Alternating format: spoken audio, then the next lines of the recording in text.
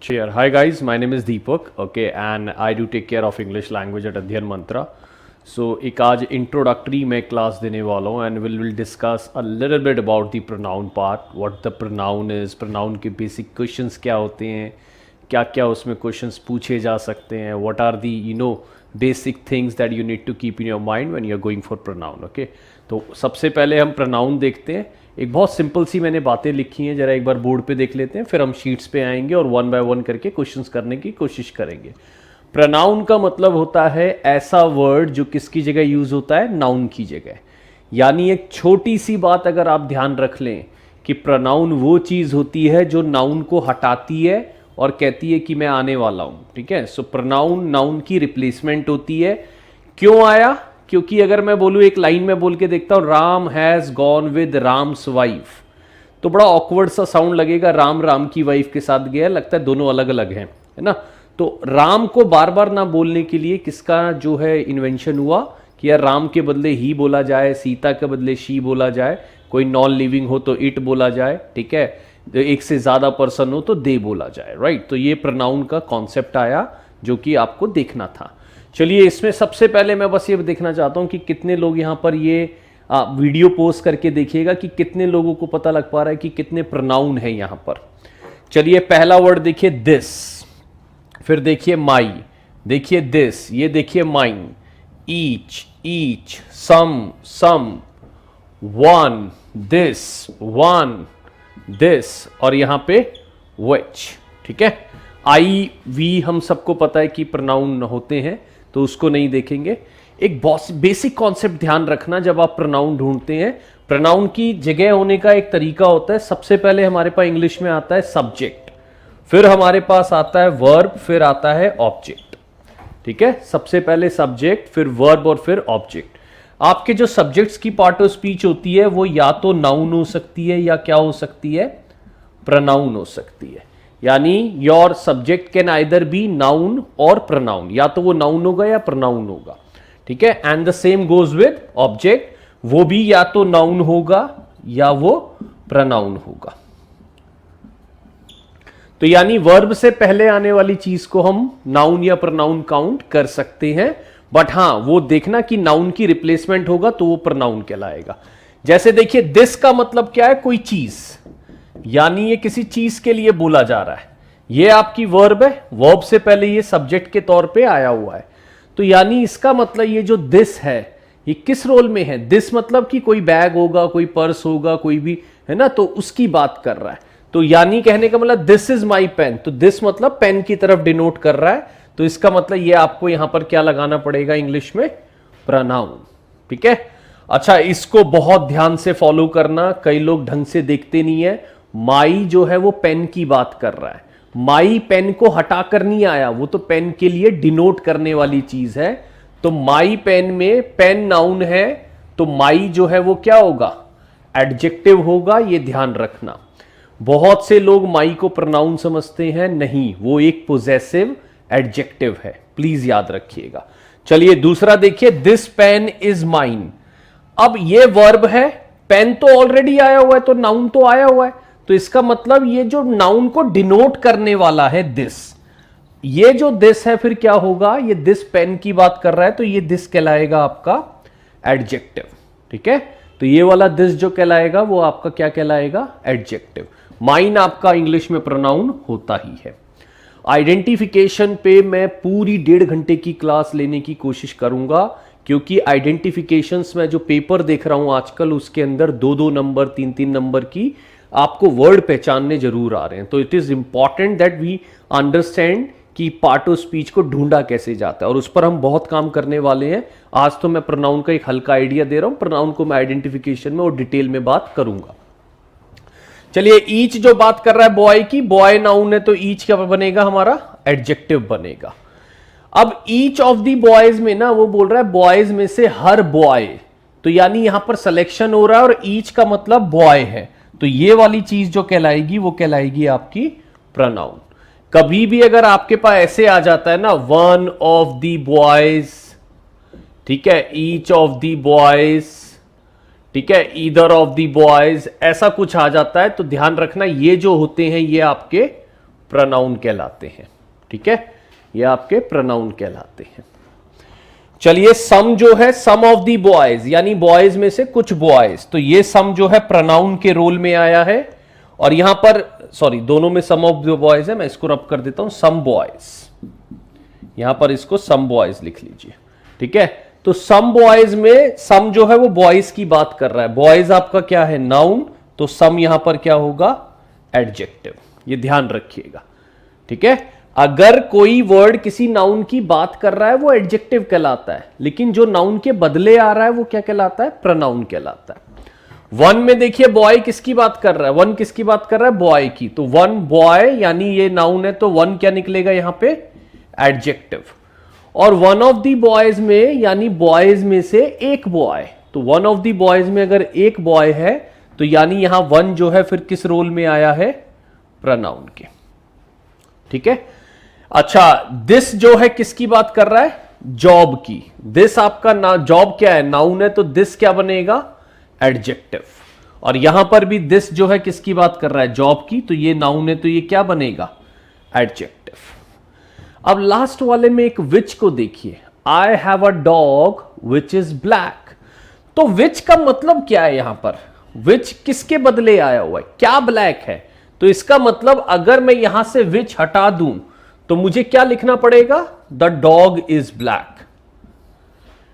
मुझे क्या लिखना पड़ेगा, द डॉग इज ब्लैक। तो इसका मतलब द डॉग को हटाकर क्या बोला गया, विच। तो यहां पर विच भी क्या होगा, विच आपका क्या होगा, प्रोनाउन होगा। ठीक है, ये तो मैंने बहुत बेसिक सी एक आइडिया दे दिया। प्रोनाउन जो होता है वो नाउन को हटा के आता है। आइडेंटिफिकेशन पे हम और बाद में बात करने वाले हैं, प्रोनाउन, नाउन और उन सबको लेके। तो एक थोड़ा सा आइडिया ले लीजिए, प्रोनाउन क्या करेगा, नाउन को हटा के आएगा। चलिए, मैं आपको सबसे पहले प्रोनाउन का एक चार्ट दिखाता हूं। दोस्त चार्ट दिखाओ यार एक बार जल्दी से। ठीक है, और प्रोनाउन के चार्ट में देखिए कौन कौन से पर्सन्स होते हैं। चलिए थोड़ा सा एक बार बड़ा करके दिखाइए इसको। हाँ जी, इसमें चार चीजें आप देखिए जो इंपॉर्टेंट है। हमारे पास तीन पर्सन होते हैं, हम सब लोग जानते होंगे I think, first person, second person, third person. ठीक है ना, और उसमें हमारे पास क्या क्या होते हैं, सबसे पहले ऊपर देख लीजिए, क्या है ये, सब्जेक्टिव। ध्यान रखना, सब्जेक्टिव मतलब जितने भी प्रोनाउन के सब्जेक्ट्स होते हैं। दूसरा हमारे पास क्या है, ऑब्जेक्टिव। तीसरा पार्ट हमारे पास क्या है, इसको बहुत ज्यादा ध्यान रखना, ये है पोजेसिव एडजेक्टिव। इसको बहुत से लोग क्या मानते हैं, प्रोनाउन मानते हैं, which I believe is completely wrong. Okay, तो दिस इज पोजेसिव एडजेक्टिव, जो आपको बहुत ध्यान देना है। ठीक है, and fourth one is possessive pronoun. चौथा वन क्या है हमारे पास, पोजेसिव प्रोनाउन। इनका एक आइडिया रख लीजिएगा, कोई बहुत ज्यादा डीप में जाके इनके नाम नहीं पूछता है। फर्स्ट पर्सन में हमारे पास क्या है दोस्तों, आई और वी, सेकंड में यू, थर्ड पर्सन में ही, शी, इट और दे। इसी का ऑब्जेक्ट जो है वो होता है मी, अस, आई का मी होता है, वी का अस, यू, फिर हिम, हर, इट, देम, फिर उसके बाद क्या है हमारे पास, माई, आर। ठीक है, and the next one we have is your. फिर नेक्स्ट वन हमारे पास क्या है, योर है। फिर उसके बाद हमारे पास है जो उसका है हिज, हर, इट्स और देयर। एक बात जरूर ध्यान रखना, पोजेसिव एडजेक्टिव के जो नाम है वो उनको ध्यान रखिएगा। उसको बहुत से लोग प्रोनाउन मान लेते हैं, ये प्रोनाउन नहीं है। My, our, your, his, her, its, their, ये प्रोनाउन नहीं है, ये एडजेक्टिव्स हैं। ठीक है, तो next one we have is possessive pronoun, mine, ours, yours, his और हर्स और देयर।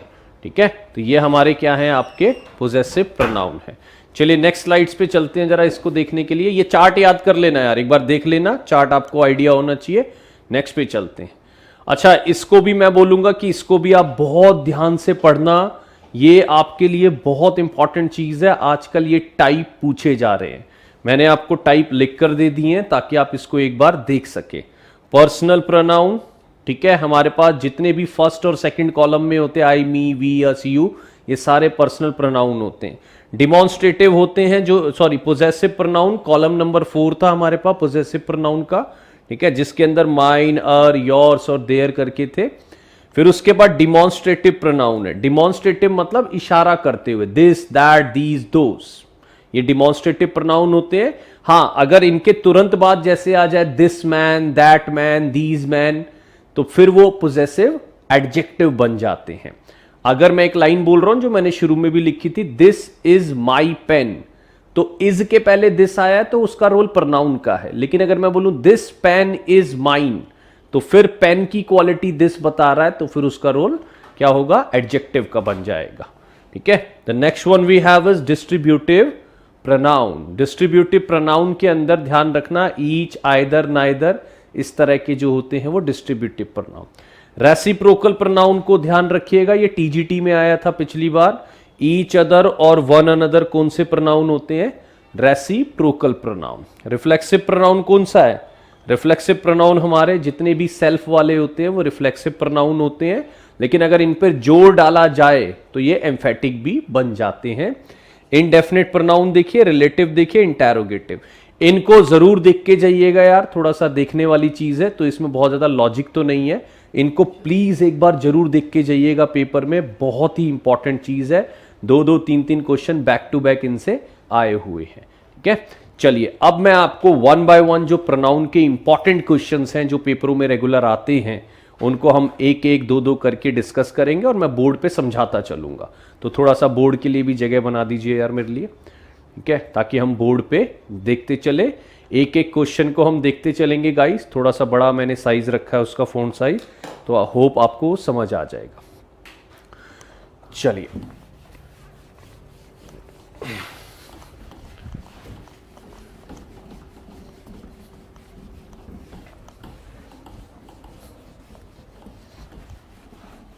पहला क्वेश्चन उठाते हैं हम। क्या दिख रहा है पहला क्वेश्चन, जरा एक बार दिखाइए। देखिए इसमें मैंने क्या कर रखा है, एक क्वेश्चन को 2 बार रिपीट कर रखा है और 2 अलग अलग लाइनें बना रखी है। तो उसमें से एक लाइन वो सही है और दूसरी लाइन क्या है, वो गलत है। तो हमें देखना है कि हमारे वाली लाइन जो है वो कौन सी वाली लाइन सही है। ये 5th क्लास को पढ़ने का तरीका होता है, मतलब everybody can easily understand with the help of this. 1 wrong 1 right, 1 wrong 1 right, this was one of the easiest way to understand English language. चलिए पहला क्वेश्चन दिख रहा है, you he and I are watching a movie और I he and you are watching a movie. तो हमें यह देखना है कि इन दोनों में से हमारे वाली लाइन कौन सी सही है। तो सबसे पहले तो ये समझ लीजिए गाइज हमारे पास कितने पर्सन है। शुरू में मैंने चार्ट में दिखाया 1, 2 एंड 3 पर्सन। ठीक है, हमारे पास 3 पर्सन होते हैं और जब भी हमें इंग्लिश में बोलना है तीनों पर्सन को एक साथ, तो सबसे पहले हमें बोलना पड़ता है सेकंड पर्सन, फिर हमें बोलना पड़ता है थर्ड पर्सन और फिर हमें बोलना पड़ता है फर्स्ट पर्सन। यानी अगर आपको पहले बोलना है, और यह ध्यान रखना इसमें एक सेंस भी चलती है, यानी इसको जब आप एक गुड सेंस में बोल रहे हो, गुड सेंस का मतलब कोई भी नॉर्मल बात, गुड सेंस का मतलब है कोई भी अगर नॉर्मल बात हो रही है, मूवी देखने चले, खाना खाने चले, ऐसी अगर कोई भी नॉर्मल बात हो रही है तो उसको हम गुड सेंस के अंदर काउंट करते हैं। तो ध्यान रखिएगा अगर हमारे पास नॉर्मल बात हो रही है तो पहले हमें बोलना है यू, फिर हमें बोलना है क्या, ही, शी, इट या दे में से एक, या फिर हमें बोलना है क्या, आपका जो आपका फर्स्ट पर्सन है वो क्या है, आई या वी। ठीक है, ये जब है तब जब आपकी नॉर्मल सेंस की बात हो रही हो। हां, अगर बैड सेंस की बात हो रही हो, जैसे अगर कोई बैड सेंस की बात हो रही हो, बुरी बात हो रही हो, तो बुरी बात के अंदर पहले आप 1 बोलेंगे, फिर 2 बोलेंगे और फिर क्या बोलेंगे, 3 बोलेंगे। यानी पहले आप आई बोलेंगे, फिर यू बोलेंगे और फिर ही बोलेंगे, इस टाइप से ये चलेगा। तो गाइज इसमें बस ये पहले 2 क्वेश्चन में आप देख लीजिए कौन सी लाइन आपको सही लग रही है। मूवी देखना बिल्कुल भी बुरी बात नहीं है, तो इसका मतलब पहले आप बोलेंगे सेकंड पर्सन, फिर आप बोलेंगे थर्ड पर्सन और फिर आप बोलेंगे फर्स्ट पर्सन। तो इसका मतलब अगर मैं देखना चाहूं तो मेरा पहला आंसर कौन सा सही होना चाहिए, you, he and I are watching a movie, क्योंकि मूवी देखना बुरी बात नहीं है तो सेकंड, थर्ड और फर्स्ट की बात चलेगी। दूसरे क्वेश्चन में देखिए, क्रिमिनल होना अच्छी बात है कि बुरी बात है, क्रिमिनल होना बुरी बात है ना। तो इसका मतलब पहले मैं आई बोलूंगा, फिर यू बोलूंगा और फिर ही बोलूंगा। तो इसका मतलब सेकंड क्वेश्चन में जो मेरा आंसर बनेगा वो क्या बनेगा, आई, यू एंड ही। तो ये ध्यान रखिएगा कि जब आप एक से ज्यादा पर्सन बोल रहे हो तो इसका मतलब नहीं कोई भी पर्सन कभी भी बोल दो। You have to make sure that you are using the correct the format when you are pronouncing और you are using different pronoun. तो फर्स्ट हमारे पास क्या है, यू, फिर ही है और फिर आई है। सेकंड में हमारे पास क्या है, आई, यू एंड ही। पहले में गुड सेंस थी, दूसरे में बैड थी, तो इस वजह से हमने ये डिसीजन लिया। ठीक है, तो मेरे ख्याल से, और देखिए एक चीज और ध्यान रखना, जो रूल आई पे अप्लाई होता है वो मी पे भी होता है। कई बार लोग समझते हैं सिर्फ सब्जेक्ट को यूज करना है। अगर आपको पहले मी बोलना है या हर बोलना है तो ये ध्यान रखना, पहले हर बोला जाएगा फिर मी बोला जाएगा। पहले मी नहीं बोलते, हाँ मी बोला जाएगा तब जब गुड सेंस, बैड सेंस होगी। गुड सेंस के अंदर पहले हर बोला जाएगा फिर मी बोला जाएगा। ठीक है, तो ये ध्यान रखिएगा। आई होप आपको पहले दोनों क्वेश्चन क्लियर हो गए होंगे। 2, 3, 1, 231 और 123 बड़ा फेमस रूल है, 223, 131। चलिए दूसरे क्वेश्चन, तीसरे क्वेश्चन पे चलते, थर्ड, फोर्थ और फिफ्थ। इनको देखते हैं कि ये क्वेश्चन क्या कह रहे हैं। जो भी चीज है यार नोट डाउन कर लीजिएगा, यही क्वेश्चन पेपरों में बार बार दिखे हैं और यही आते हैं, ध्यान रखिएगा। चलिए सेकंड क्वेश्चन उठाते हैं, क्या कह रहा है second question, sorry third question है, हाँ लेकिन सेकंड कॉन्सेप्ट है। He runs faster than I, he runs faster than me. दूसरा है Suman is as fast as I और Suman is as fast as me. तीसरा है I like you as much as him, I like you as much as he. तो हमें देखना है हमारे वाला कौन सा करेक्ट है। तो गाइस इसमें बड़ी एक छोटी सी बात देख लीजिए, बस आप ही को देखिए। ही क्या होता है हमारा, ही हमारा एक सब्जेक्ट है, ही हमारा क्या है, एक सब्जेक्ट है। आई क्या है, आई भी हमारा एक सब्जेक्ट है। ठीक है, ये ही क्या है, ये सब्जेक्ट है, और ये मी क्या है, ये मी मेरा ऑब्जेक्ट है। ये मी जो क्या है मेरा, ये मी मेरा ऑब्जेक्ट है। तो बस आपको एक छोटी सी बात बता रहा हूं जो बोर्ड पे मुझे नहीं लगता बहुत ज्यादा समझानी चाहिए। इसमें बस एक ध्यान रखना, थोड़ा बाहर जा रहा है, ठीक है, दो सेम टाइप ऑफ प्रोनाउन का कंपैरिजन होता है, ये ध्यान रखना। हमेशा दो सेम टाइप्स ऑफ प्रोनाउन का कंपैरिजन होता है, बस ये ध्यान रख लेना। इसमें थोड़ा सा बोर्ड यूज कर लेते हैं। चलिए हम, अगर आपको आई से कंपेयर करना है किसी को तो आप ही को करोगे या हिम को करोगे? क्योंकि आई आपका सब्जेक्ट है तो कंपैरिजन किससे होगा, सब्जेक्ट से। ऑब्जेक्ट से कंपैरिजन नहीं हो सकता। सपोज आपको वी को कंपेयर करना है तो वी को आप आई से करोगे या मी से करोगे? ठीक है, तो कहने का मतलब यह है ये सब्जेक्ट है तो इसका कंपैरिजन एक सब्जेक्ट से होगा, इसका कंपैरिजन एक ऑब्जेक्ट से नहीं हो सकता, ये ध्यान रखिएगा। आपको सब्जेक्ट का कंपैरिजन हमेशा सब्जेक्ट से करना होता है और ऑब्जेक्ट का कंपैरिजन हमेशा किससे करना होता है, ऑब्जेक्ट से करना होता है। तो अगर मैं इसमें एक छोटी सी बात हम देखें, यहां पर ये जो इसमें हमने देखा,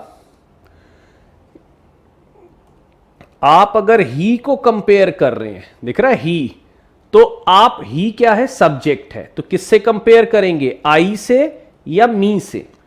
ही एक सब्जेक्ट है तो कंपैरिजन किससे होगा, आई से। तो इसका मतलब हमारा थर्ड में क्वेश्चन कौन सा सही होगा, फर्स्ट वाला। सुमन देखिए क्या है, सुमन यहां पर सब्जेक्ट है क्योंकि वर्ब से पहले आया है। वर्ब से पहले सब्जेक्ट आते हैं, वर्ब के बाद ऑब्जेक्ट आते हैं। ठीक है, तो यह ध्यान रखिएगा, यहां पर सुमन आया है, सुमन मेरा सब्जेक्ट है।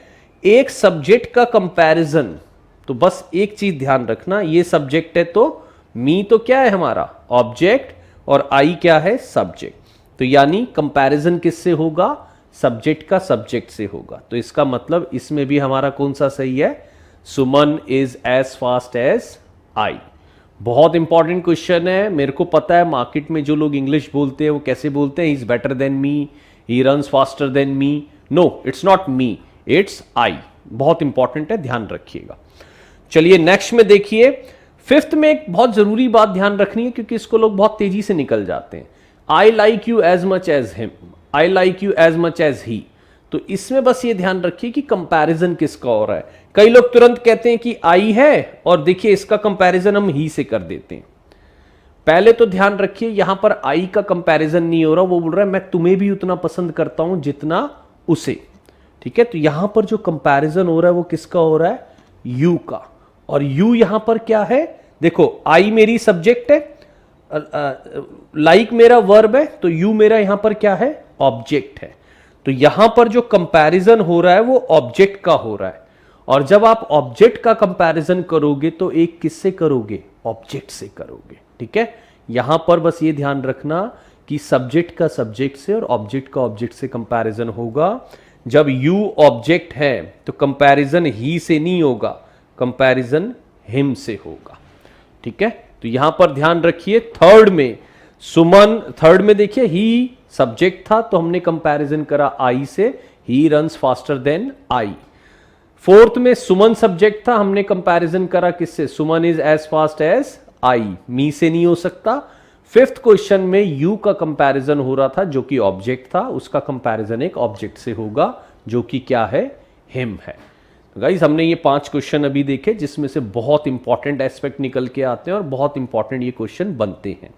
चलिए क्वेश्चन नंबर 6 पे चलते हैं 6, 7, 8 और 9 इसको समझने की कोशिश करते हैं। अब देखिए कई बारी क्वेश्चन आपके सामने लिख दिया जाएगा late you and me, late you and आई। ठीक है, एंड मैं एक क्वेश्चन लेता हूं इसमें ताकि आपको और क्लैरिटी हो पाए इस पे।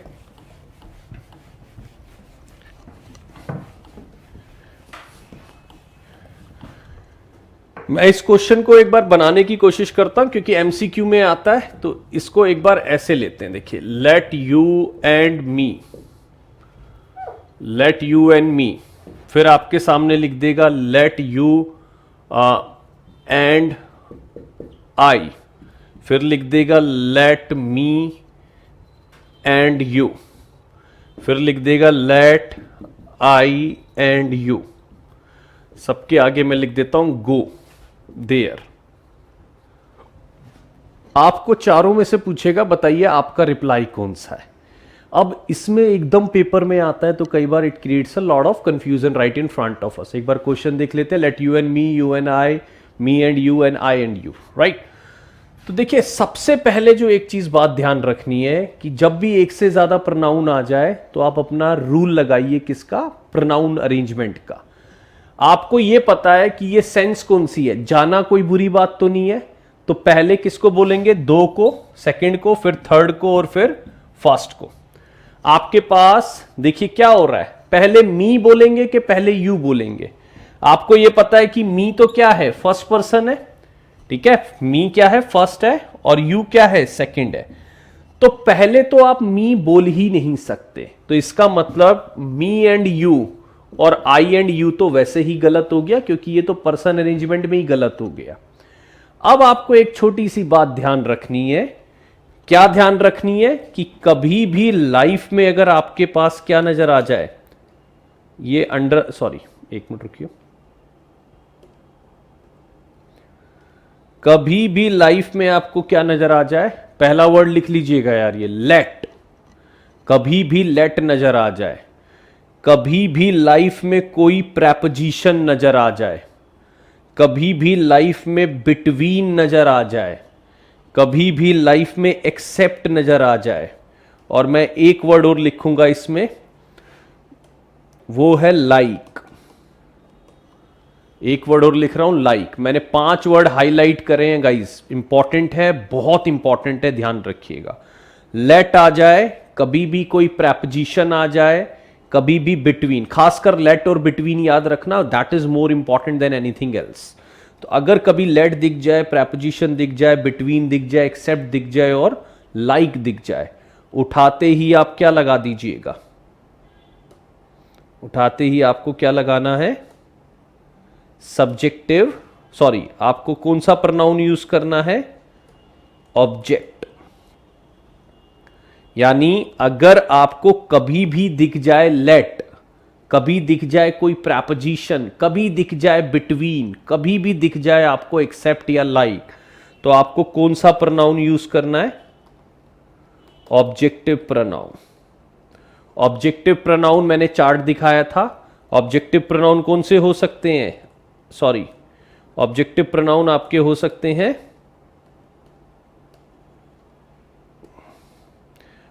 जैसे मी हो गया, अस हो गया, ठीक है, यू है, हिम है, हर है, ये सारे क्या है हमारे ऑब्जेक्टिव प्रोनाउन हैं।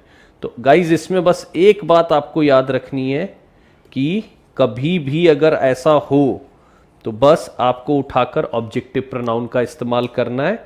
और एक बार जरा हम आंसर बना लेते हैं। इसमें लेट आ गया तो लेट के साथ कभी भी जिंदगी में आई ना दिख जाए, क्या होगा, let you and me go there. तो इसका मतलब हमारा आंसर क्या है, let you and me go there. He loved at आ गया तो क्या आएगा, मी। आगे देखिए बिटवीन, बिटवीन के साथ लाइफ टाइम ऑब्जेक्ट तो क्या आना चाहिए, हर एंड मी। कभी भी शी एंड आई नहीं हो सकता, ध्यान रख लेना, हर एंड मी। तो कौन सा आंसर आएगा, हर एंड मी। नेक्स्ट में देखिए everybody watch the movie except, except की वजह से हमारे पास क्या आना चाहिए, हिम। कभी भी क्या नहीं आ सकता, ही नहीं आ सकता। तो बोर्ड पे एक बार मैं लिख देता हूं 4 वर्ड। कभी भी अगर आपको दिख जाए लेट, बिटवीन, एक्सेप्ट, लाइक और कोई भी प्रेपोजिशन, तो बस एक बात ध्यान रख लेना गाइस, क्या आएगा आपका, ऑब्जेक्टिव प्रोनाउन। आपका कौन सा केस आएगा, ऑब्जेक्टिव प्रोनाउन। तो बस इतनी बात आप ध्यान रखिएगा। 9 क्वेश्चंस कर लिए हमने, और ये इस बार अगर आप DSSS भी कोई उठाकर देखेंगे तो ये आपको बहुत बार दिखेगा। लेट वाला क्वेश्चन, बिटवीन वाला क्वेश्चन आपको बार बार DSSS के उसमें दिखेगा, ये ध्यान रखिए। तो यही आपको प्रोनाउन के अंदर देखने हैं, कहां पर आई लगाना है, कहां पर ऑब्जेक्ट लगाना है, सब्जेक्ट लगाना है। चलिए 10 नंबर क्वेश्चन की तरफ बढ़ते हैं हम, देखते हैं आगे कि हमारा अगला क्वेश्चन क्या है। चलिए यार, पहला क्वेश्चन दिख रहा है, each of the players must bring his own stuff और each of the players must bring their own stuff. तो यानी यहां पर आपको जो फर्क बताना है वो बताना है कि हिज आएगा या देयर आएगा। एवरीबडी और every one of these girls must listen to her teacher और देयर टीचर। तो यहां पर भी आपको बस ये बताना है कि हर टीचर आएगा या देयर टीचर आएगा। Either of the 2 pens is क्या है, ब्लू। तो यहां पर आपको ये बताना है इज ब्लू या are blue. None of the 5 students is और are active, none of the 5 students is और आर एक्टिव। ठीक है, तो यहां पर आपको इज और आर में फर्क बताना है बस, और कुछ नहीं करना। चलिए इसके बस बेसिक रूल समझ लेते हैं। मैं तो एक छोटी सी बात समझता हूं इसमें, जो मेरे ख्याल यूनिवर्सली अप्लाई कर सकते हैं आप।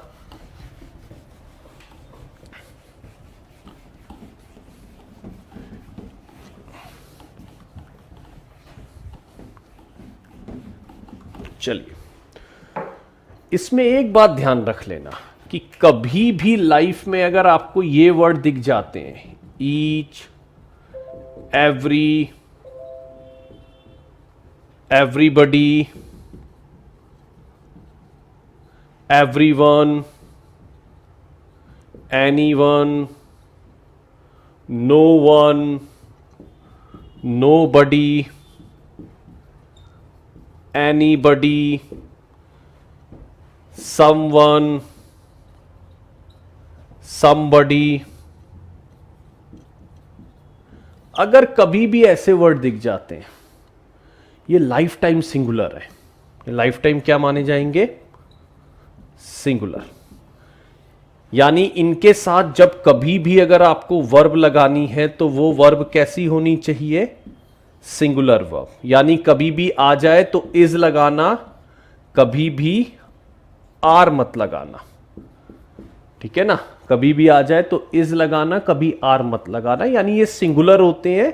somebody is coming, nobody is allowed, everybody is invited, it means they all are singular।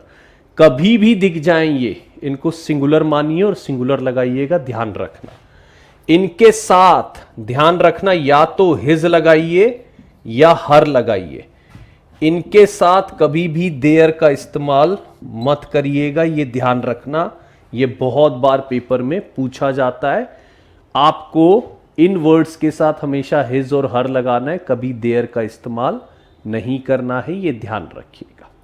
ठीक है, तो यानी अगर आपको पहले दूसरे क्वेश्चन में दिख रहा है ईच ऑफ दी प्लेयर्स, इसका मतलब ही है हर किसी प्लेयर को, और हर किसी प्लेयर को क्या करना है, अपना ही तो सामान लाना है। इसका मतलब क्या आंसर होगा, है ना, ओन स्टफ। चलिए नेक्स्ट में देखिए, every one of these girls must listen to. अब हर किसी को क्या करना है, अपने टीचर को ही तो सुनना है, तो इसका मतलब क्या आएगा, है ना, फर्स्ट वन, देयर नहीं आएगा। अच्छा, ईदर, नीदर, नन और एनी, ये भी लगभग 99% किस में यूज होते हैं, सिंगुलर में।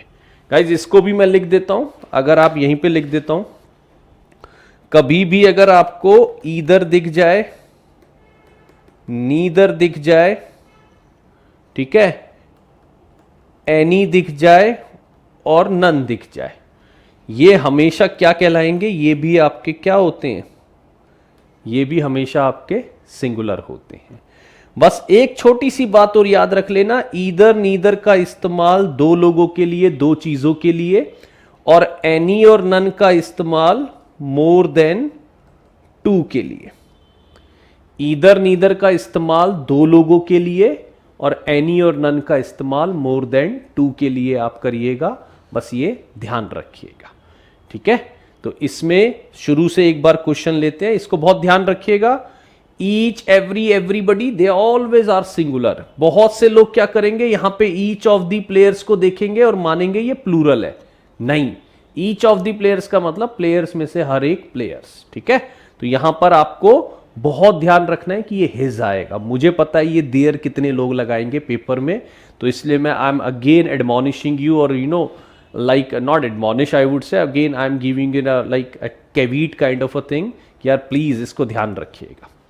चलिए, तो इसका मतलब पहले 10 नंबर में हमारा आंसर बना फर्स्ट, 11 नंबर में हमारा आंसर बना फर्स्ट, 12 नंबर में बना फर्स्ट, और 13 में बना आपका सेकेंड, क्योंकि none of the 5 students are is active. एक चीज बस ध्यान रखना, ईदर नीदर 2 पर्सन के लिए और एनी और नन मोर देन 2 पर्सन के लिए। और ईदर नीदर नन एनी के साथ जब आप वर्ब लगाने जाएंगे तो verb has to be singular. एक छोटा सा क्वेश्चन देखिए, नीदर ऑफ देम इज और are good, neither of them is और आर गुड। अब लोग जब इसको पढ़ते हैं ना, नीदर ऑफ देम, तो उन्हें 2-2 3-3 लोग नजर आते हैं। नहीं, नीदर ऑफ देम मतलब उनमें से कोई एक भी नहीं गुड है, तो इसका मतलब यहां पर आपको क्या लगाना पड़ेगा, इज लगाना पड़ेगा, ये ध्यान रखना। क्लियर है गाइस?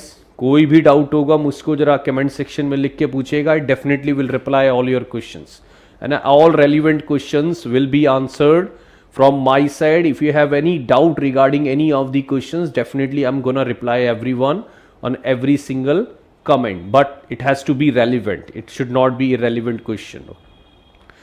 चलिए 14 को 15 से मिक्स करके पढ़ेंगे। 14-15 में कुछ नहीं है गाइस, बस एक छोटी सी बात देख लेंगे हम 14-15 के अंदर।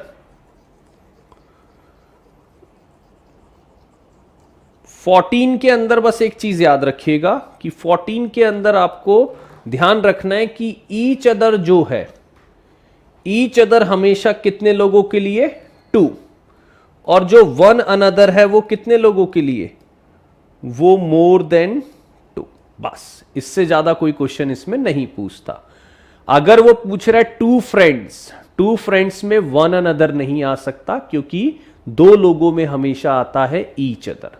हाँ, अगर 2 से ज्यादा फ्रेंड होते तो आता वन अनदर। तो यानी 14 में जो हमारा आंसर है वो क्या है, ईच अदर। एक बार आगे देखते हैं यार, लगाइए जरा नेक्स्ट स्लाइड। सारे इंपॉर्टेंट क्वेश्चन है, सब बहुत जरूरी है, ध्यान रखिएगा।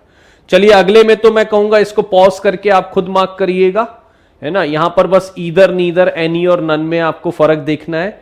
देखिए ईदर ऑफ दीज 2 पेन्स या एनी ऑफ दीज 2 पेन्स, यहां पर क्या आ रहा है, 2 पेन्स। तो गाइज अगर 2 पेन्स आ रहा है तो इसका मतलब यहां पर क्या आना चाहिए, एनी कभी नहीं आ सकता, क्या आना चाहिए, ईदर आना चाहिए। क्यों? क्योंकि दो लोगों के लिए, दो चीजों के लिए किसका इस्तेमाल करते हैं हम? ईदर का। तो इसका मतलब ये क्या है? Either of these two pens is blue. Next में देखिए कितनी बुक्स हैं? 5 बुक्स। 5 बुक्स का मतलब 2 से ज्यादा, और 2 से ज्यादा में आप क्या इस्तेमाल करेंगे? ईदर या एनी। तो आप किसका इस्तेमाल करेंगे? एनी का। तो इसका मतलब आपका क्या आंसर आएगा? You can take any of the 5 books. चलिए नेक्स्ट में देखिए कितनी गर्ल्स है? 2 गर्ल्स। 2 गर्ल्स के अंदर ये ध्यान रखिएगा कि कितने लोगों की बात हो रही है? 2 की। तो इसका मतलब आपके पास 2 गर्ल्स है तो क्या इस्तेमाल होगा? नीदर। तो हमारा आंसर क्या होगा? Neither of the 2 girls is foolish. ये उस टाइम ध्यान नहीं आता पेपर में, कई बार लगता बड़ा आसान है ये, but it is very difficult to keep this thing in your mind when you are going for paper, और specially when you are having the pressure situation right in front of you. तो आपको बहुत presence of mind की भी जरूरत होती है जब आप इसको चीज़ों को देख रहे होते हैं। तो मेरी रिक्वेस्ट है, इनको बहुत ध्यान से देखिएगा, और मेरी रिक्वेस्ट एक और है आपसे कि इसको प्लीज अटेंशन दीजिएगा। इतना टफ कुछ नहीं आता है, बट आपको बेसिक ज्ञान होना चाहिए। जर्नल पेपर का आपको बेसिक पूछे जाते हैं। बेसिक का मतलब कि आपको एक आइडिया होना चाहिए अच्छा खासा। चलिए नेक्स्ट में देखिए 10 प्लेयर्स है, तो 10 में आप ध्यान रखिए नीदर का इस्तेमाल नहीं हो सकता। क्या होगा? नन का। तो यहां पर आंसर क्या बनेंगे? ठीक है, तो 15 में बना फर्स्ट, 16 में बना फर्स्ट, 17 में बना सेकंड, और 18 में बना सेकंड। राइट, चलिए नेक्स्ट पे चलते हैं। 18 क्वेश्चन हमने कर लिए, और इनसे क्वेश्चन जरूर बनेंगे प्रोनाउन के, और प्रोनाउन बहुत फेवरेट चैप्टर भी है। गाइज ये ईच अदर और वन अनदर का क्वेश्चन दोबारा आ गया है। ठीक है, इसको देखते नहीं है बस ज्यादा। 2 फ्रेंड्स है, तो 2 फ्रेंड्स में ईच अदर आएगा। ठीक है, and Suman, Harish and Manoj 3 friend हो गए, 3 लोग हो गए। तो यहां पर ये ध्यान रखना 3 लोग है तो फिर आपका क्या आएगा? वन अनदर, और इतना ध्यान रखिएगा। अच्छा, कई लोग ये मानते हैं कि इट्स मी होता है, मैं कहता हूं इट्स मी नहीं होता, इट्स आई होता है। तो कैसे होता है इट्स आई? थोड़ा सा बोर्ड पे हमें देखना पड़ेगा, और हम 1-2 क्वेश्चन इसके रिगार्डिंग लेंगे।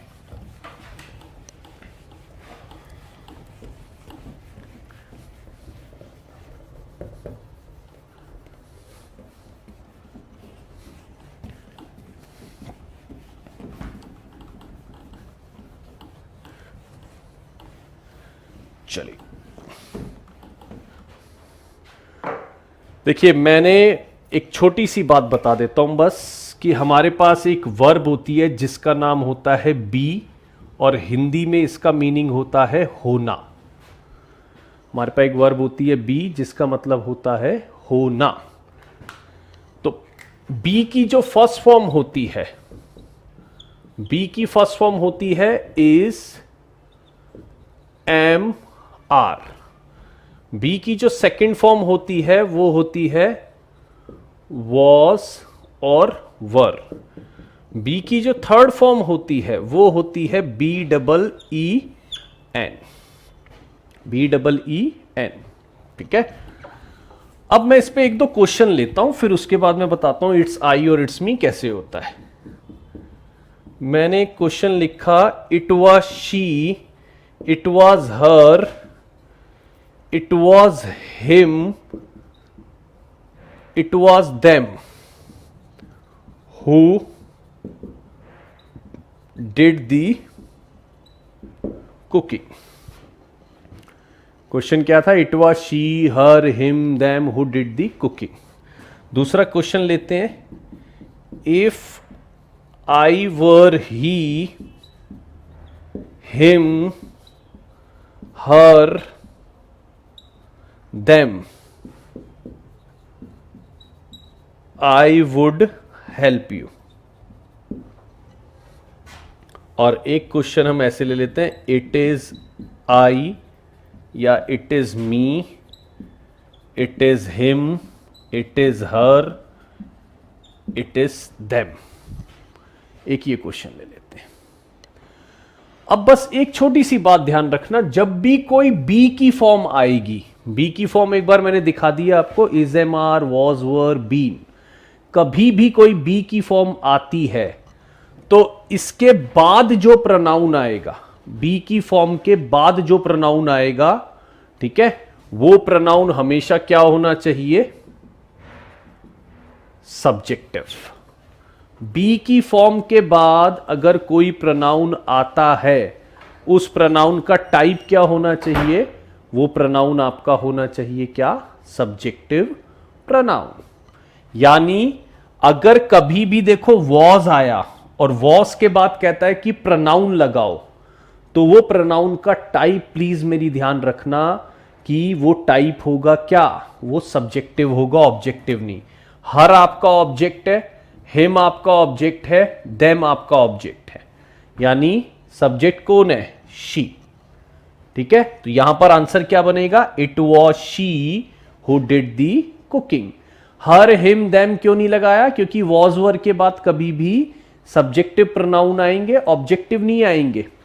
दूसरा देखिए, if I were he, I were him, I were her, I were them, तो इसमें देखिए कौन सा आना चाहिए? इफ आई वर हिम क्या है? ऑब्जेक्ट। हर क्या है? ऑब्जेक्ट। देम क्या है? ऑब्जेक्ट। तो इसका मतलब एक ही सब्जेक्ट है, वो क्या है? वो है आपका ही। एक ही सब्जेक्ट है, वो क्या है आपका? ही। तो इसका मतलब क्या आंसर बनेगा हमारा? ही। और यही रीजन है, देखो वर की वजह से यहां पर ही लगा, यहां पर इज है, इज भी क्या है? बी की फॉर्म है, तो बी की फॉर्म के अकॉर्डिंग यहां पर ना तो मी आ सकता, ना हिम आ सकता, ना हर आ सकता, ना देम आ सकता। एक ही सब्जेक्टिव प्रोनाउन है मेरे पास, वो क्या है? आई। और यही रीजन होता है, क्या बोला जाता है? It is I. एक बार देख लीजिए यार, ठीक है। बी की फॉर्म ध्यान रखिएगा, is am are first, was were second, being third. और ध्यान रखिएगा ये हमेशा किसके साथ आते हैं? सब्जेक्टिव प्रोनाउन आता है इनके साथ। वॉज आया तो शी लगेगा, कभी हर नहीं लग सकता। अगर वर आया तो ही लगेगा, कभी हिम नहीं लग सकता। अगर इज एम आर आया तो आई लगेगा, मी नहीं लगेगा। यानी you have to use only the subjects. Clear है गाइस? आई होप आपको क्लियर हो रहा होगा। I am trying my level best to make you understand these thing. और बहुत ही सिंपल तरीके से, एक राइट एक रॉन्ग है, कुछ उसमें करना ही नहीं है, कोई भी आसानी से समझ सकता है। चलिए 21 नंबर में देखिए, it is I, it is me नहीं हो सकता। और 22 नंबर में भी क्या है? It is I, it is me नहीं हो सकता, ये ध्यान रखिएगा। ठीक है, चलिए नेक्स्ट वन लगाइए एक बार, क्या लगा रहे हैं? 23 नंबर। 23 नंबर को एक बार देखिए कि 23 नंबर क्या कह रहा है। Both of them are not coming और neither of them is coming. इन दोनों में से बस हमें ये ध्यान रखना है कि कौन सा सेंटेंस सही है। तो both of them are not coming और neither of them is coming, तो इनमें से हमें राइट सेंटेंस को फाइंड आउट करना है। इसमें एक छोटी सी बात मैं आपको बस समझा देता हूं, कुछ इसमें करना ही नहीं है ज्यादा।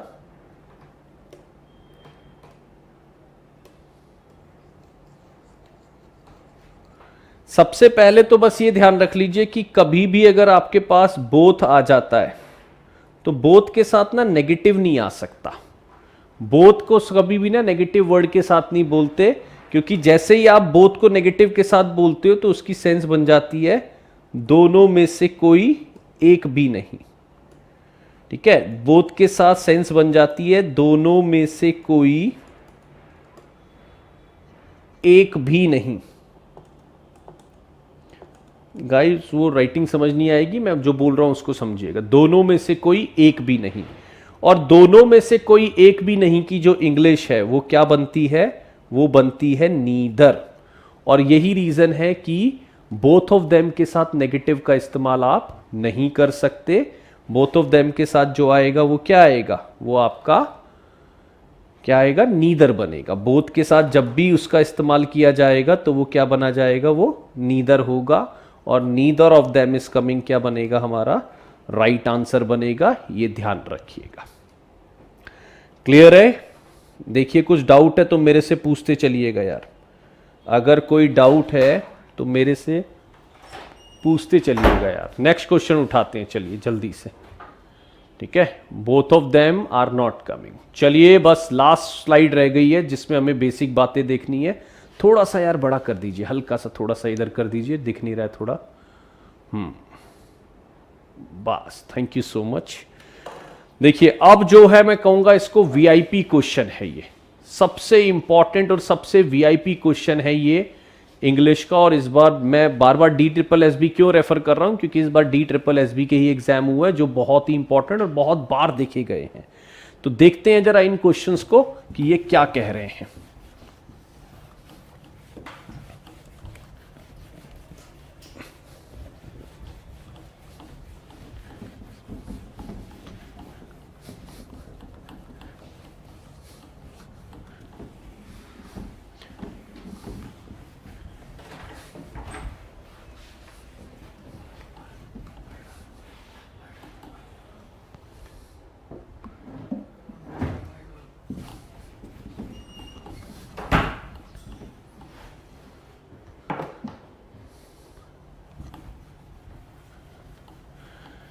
चलिए यार अब देखते हैं जरा नेक्स्ट क्वेश्चन। गाइज ये सबसे इंपॉर्टेंट क्वेश्चन है पूरे प्रोनाउन का, ये भी ध्यान रखिएगा, बहुत ही इंपॉर्टेंट क्वेश्चन है। 21 नंबर और 22 नंबर सबसे ज्यादा आपको दिखा है। इसमें बस एक छोटी सी बात ध्यान रख लीजिए, मैंने जैसे यहां पर लिखा यू ही एंड आई, मैंने पूछा इज एम आर कमिंग या इज एम आर देयर, दिख रहा है पूरा? अच्छा वो आगे देयर है बस, ठीक है। You he and I is am are there. तो आपको बस पहले तो ये देखना है कि आपको इज लगाना है, एम लगाना है या आर लगाना है। उसके लिए आपको सबसे पहले सब्जेक्ट्स को फाइंड आउट करना पड़ेगा। तो देखिए यहां पर सबसे पहले आप ध्यान रखिए क्या दिख रहा है, यू ही एंड आई। पहली चीज याद रखिएगा, कभी भी चीज अगर एंड से जुड़ती है, मैंने क्या लिखा है, जब भी कोई चीज एंड से जुड़ती है तो ये ध्यान रखना सारे सब्जेक्ट्स होते हैं।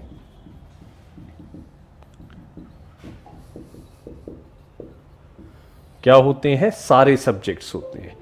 इज एम आर लगाने से पहले आपको जरूरी है अपने सब्जेक्ट को ढूंढना। तो आपके पास सब्जेक्ट कौन है? यू भी है, ही भी है और आई भी है, यानी आपके पास 3 सब्जेक्ट हैं।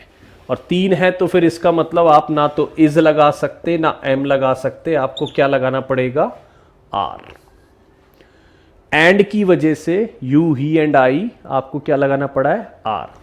लेकिन अगर इसको मैं ऐसे कर दूं, यू ही और I is am are there,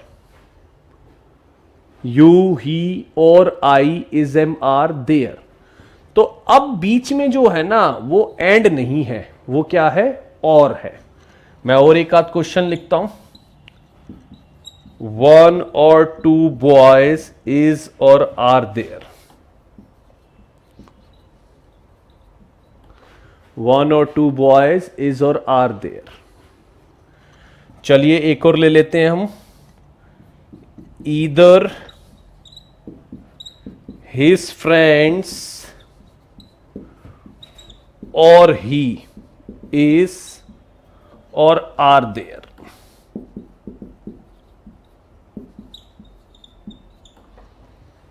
Either his friend is or are there, थोड़ा उधर दिख नहीं रहा है तो मैं नीचे लिख देता हूं, सॉरी।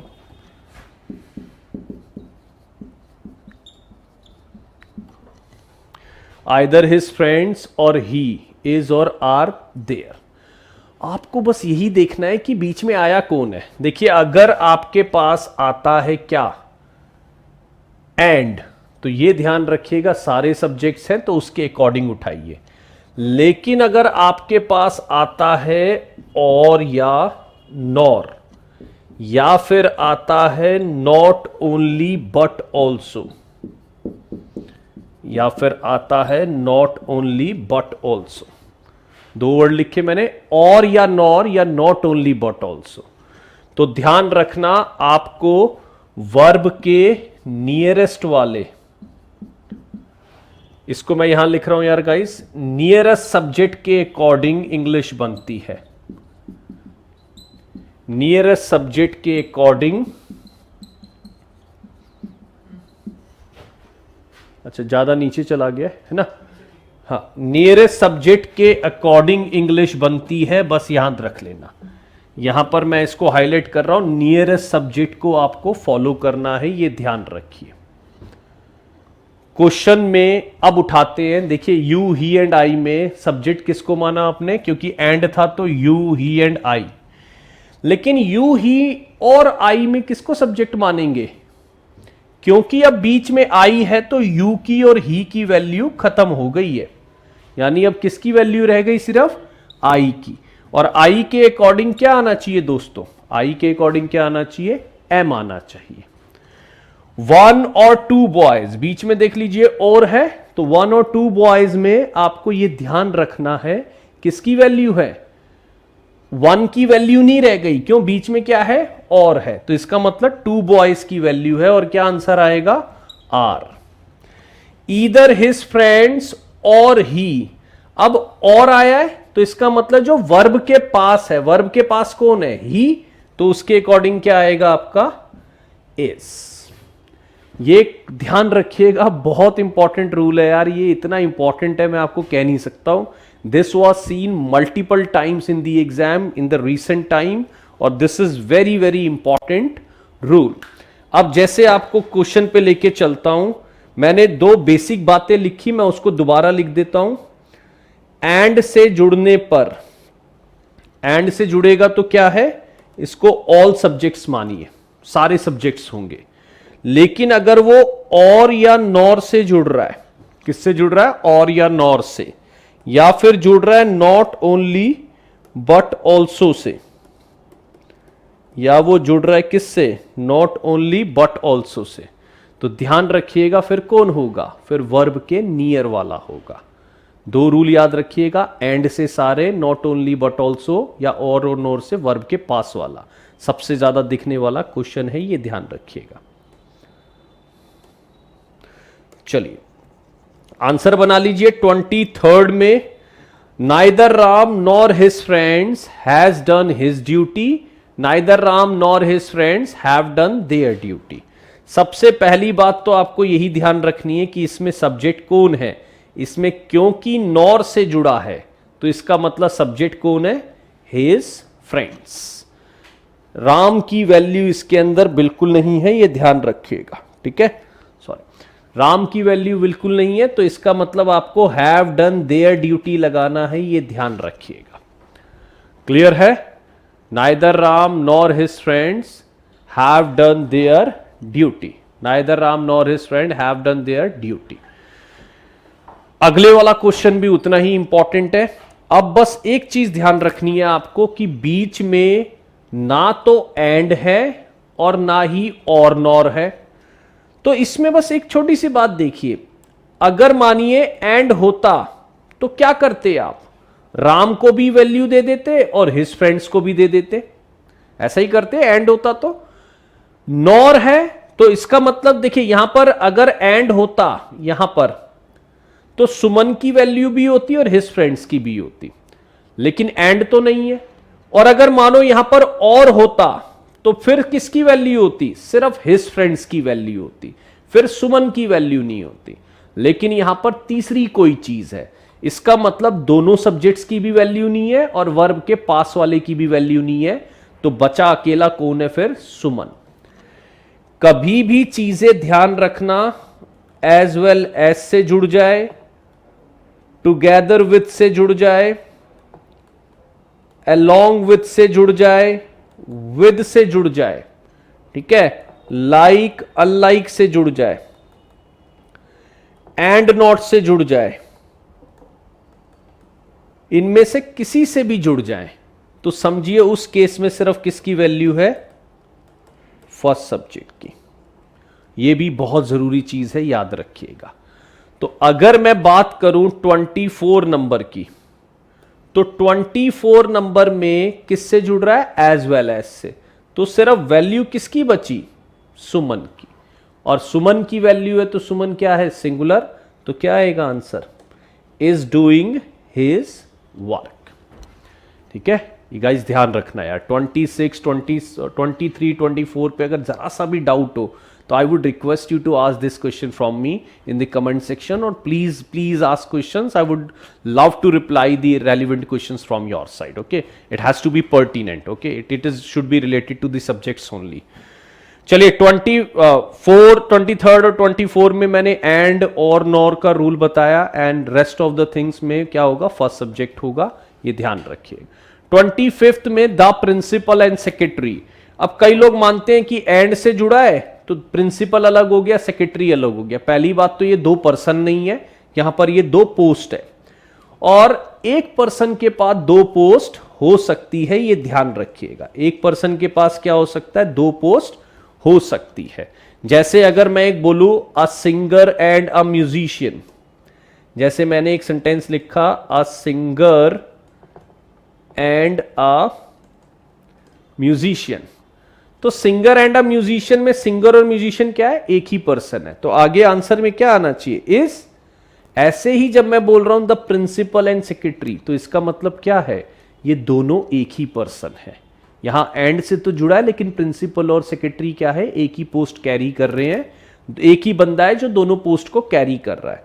जैसे मैं अगर बोलूं एक सिंपल सा अ black and white cow, a black and white cow, तो ये ध्यान रखिए ब्लैक एंड व्हाइट एक ही काउ है जो है. और अगर मैं बोलूं a black and a white cow, तो फिर वो दो काउ है, ये ध्यान रखिएगा. तो जब द प्रिंसिपल एंड सेक्रेटरी बोल रहे हो तो ये ध्यान रखना एक ही पर्सन है. हमारा आंसर क्या बनेगा, the principal and secretary has given his resignation. लेकिन जब द प्रिंसिपल और द सेक्रेटरी बोला जा रहा है तो अब ये अलग अलग पर्सन हो गए हैं, तो उस केस में आपका आंसर बनेगा हैव गिवन देयर बेस्ट, क्योंकि ये दो अलग अलग पर्सन है, ये ध्यान रखिएगा. चलिए, आई होप लास्ट 2 क्वेश्चन है आपको समझ आया होगा जो मैंने बात करी है, और बहुत ज़रूरी बातें हैं यार ये. यही ग्रामर आपको बार बार हर एग्जाम्स में दिखेगी. थोड़ा प्रेपोजिशन जरूरी होता है और करना, बाकी एक आइडेंटिफिकेशन बहुत ज़रूरी है. मैं जो पूरा लेसन प्लान है वो बाद में डिस्कस करूंगा. मेरे हिसाब से तो काफ़ी अच्छा लेसन प्लान है, होमोफोन्स भी हैं, ठीक है. उसके अंदर आपका क्लॉजेज मेरे लिए बहुत फेवरेट हैं, क्योंकि क्लॉजेज आजकल बहुत एग्जाम्स में दिख रहे हैं, तो वो हमें सब चीज़ ध्यान रखनी है. चलिए 27 में बस ध्यान रखिए, जैसे होता है he should do his duty, one should do क्या, sorry I should do my duty, we should do our duty. तो कभी वन दिखता है तो वन के लिए कौन सी ड्यूटी है, वन के लिए हमेशा वंस ड्यूटी, ठीक है. और लास्ट पर ध्यान रखिएगा, ये आपको बहुत दिखेगा, एवरीबडी शुड डू. अब एवरीबडी और एवरीवन जब आप बोलते हैं ना, ऐसा लगता है सारे लोग हैं, लेकिन एवरीबडी शुड डू यानी हर किसी को क्या करनी है, अपनी ड्यूटी करनी है. तो अगर एवरीबडी एवरीवन मैंने शुरू में भी बात करी थी, कभी दिख जाए तो आप हिज और हर का इस्तेमाल करिएगा, कभी देयर का इस्तेमाल मत करिएगा. तो इसका मतलब यहां क्या आंसर आएगा, एवरीबडी शुड डू हिज और हर ड्यूटी. चलिए, that is all from my side. I hope you like this session. Please let us know in the comment section like what you expect from us in this particular lesson. और पूछिएगा कुछ questions हो तो please let me know. I love to answer all your questions. ठीक है, thank you so much. My name is Deepak. Thank you.